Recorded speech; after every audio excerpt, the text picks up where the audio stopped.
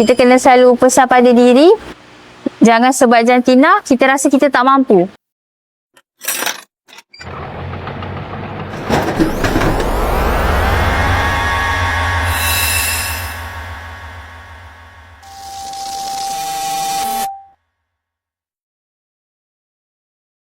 Bila kita dah siap repair satu kenderaan, pelanggan tu dia berpuas hati dan dia datang balik untuk repair kenderaan yang lain tau. Kita dah repair satu kenderaan dia, lepas tu dia datang balik. Lepas tu dia cakap, hari tu yang awak repair ni okey, tak ada masalah. Hari ni saya datang untuk hantar kenderaan yang lain pula. Sebab dia dah yakin dengan bengkel ni tau. Dia yakin dengan hasil kerja saya. So dia rasa macam dia puas hati dan dia datang untuk hantar pula kenderaan yang lain. Tu walaupun orang nampak benda tu macam kecil tau.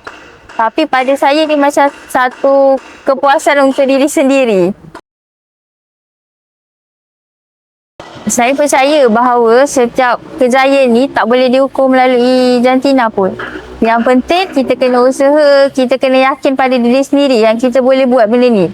Kita kena selalu pesan pada diri, jangan sebab jantina kita rasa kita tak mampu. Tapi kita kena ubah pandangan orang lain, pandangan orang yang kata jantina ni tak boleh buat ni, jantina ni tak boleh buat, tak. Yang penting kita kena minat, kita kena usaha, kita kena yakin. Itu je. Kalau satu hari nanti nama saya diambil sebagai figura untuk orang ramai, saya nak pesan pada orang yang setiap perjalanan hidup kita ni tak semua mudah. Ada yang kita akan jatuh, ada yang kita akan terduduk. Tapi yang penting kita kena selalu bangun. Kita kena kuat. Kita kena yakin.